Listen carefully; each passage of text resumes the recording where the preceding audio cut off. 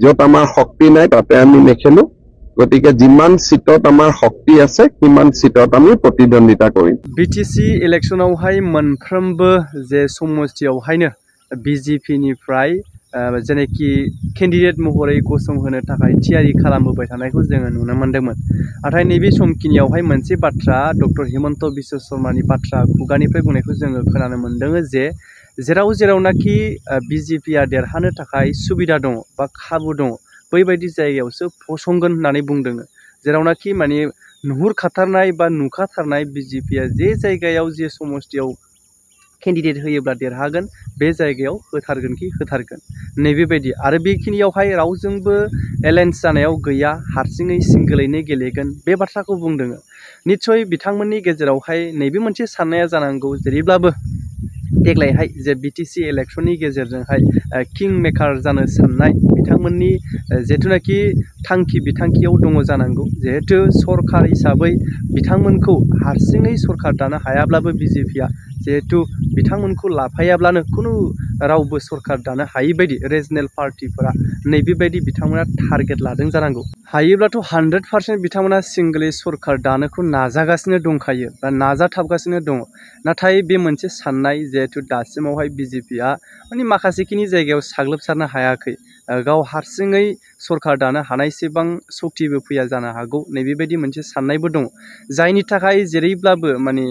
बांसिनै मोननानै किं मेकार जानो साननाया दिनैनि समाव बिथांमोननि नोजोराव आंनि मोन्दांथिनिफ्राय आं नुहुरगासिनो दङ रायजो राजाफ्रा मा सानो जेरैब्लाबो नोंथांमोना कमेन्ट बक्सनि गेजेरजों फोरमायहर जे गाव गावनि मोन्दांथिखौहाय বিটিআৰত আমি আজি আমাৰ গধূলি মিটিং আছে কিন্তু আমি অকলে খেলিম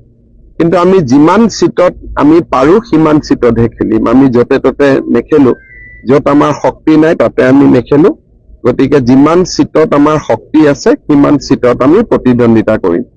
গতিকে যোৱাবাৰ আমি 25টাত কৰিছিলো এবাৰ কিমান কৰো আমি চাই লওঁ গৌৰৱ গগৈৰ যিটো প্ৰশাসনিক সেৱাত কিবা সালসলনি কৰা হৈছে প্ৰশাসনিক সেৱা মানে প্ৰশাসনিক মইতো নাজানো মইতো শুনা নাই 10খন সমজিলাক লৈ নতুনকৈ কিবা 10খন সমজিলা 15 আগষ্টৰ আগতে হ'ব এবাৰ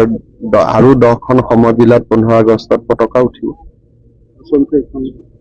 তালিকাখন আছে মোৰ ফটক কৰি মনত নাই আপোনালোকে চাই ল'ব আৰু কিবা নতুন কিবা পদক্ষেপ আৰু একেটা দিনটো আৰু পঞ্চায়তৰ ইলেকশ্যন গ'ল গতিকে 78খন সমজিলাৰ কথা লাহে লাহে হৈ থাকিব এটা একেলগে কৰিবৰ কাৰণেতো আমাৰ ইমান বিষয়া নাই গতিকে এটা এটাকৈ আমি কৰি গৈ আছো প্ৰত্যেক বছৰে 5খন 6খন 10খন এনেকে গতিকে পঞ্চায়ত নিৰ্বাচন লৈ কিমান অসুখী হ'বলগীয়াতো একো নাই গোটেই অসমত চবফালে বিজেপিয়ে হৈ আছে গতিকে আৰু অসুখী কি হ'ব গতিকে আমি সুখী বুলিয়ে ক'ব লাগিব আৰু পিটিআৰ নিৰ্বাচন কেতিয়া ছেপ্টেম্বৰত হ'ব এই কংগ্ৰেছৰ আচলতে যিটো বিপদ যায় সেইটো মূল কাৰণ কি যোৱা 4 বছৰত আমাৰ চৰকাৰ আৰু কংগ্ৰেছৰ 15 বছৰ আপোনালোকে নিজেই যদি তুলনা কৰে তেতিয়াহ'লে বিপৰ্যয়ৰ কাৰণটোতো তাতেই ওলাই আছে অসমখন কিমান অশান্ত আছিলে আজি অসমত সকলো মানুহে সুন্দৰভাৱে আছে গতিকে পাৰ্থক্যটো আপোনালোকে নিজেই দেখা পাইছে আৰু ৰাইজেতো এটাই বিচাৰে যে দেশখন শান্তিত থাকক দেশখনৰ উন্নতি হওক সকলো আগবাঢ়ি যাওক কংগ্ৰেছ চৰকাৰ আহিলে দেশত কি অৱস্থা হ'ব এইটো সকলোৱে জানে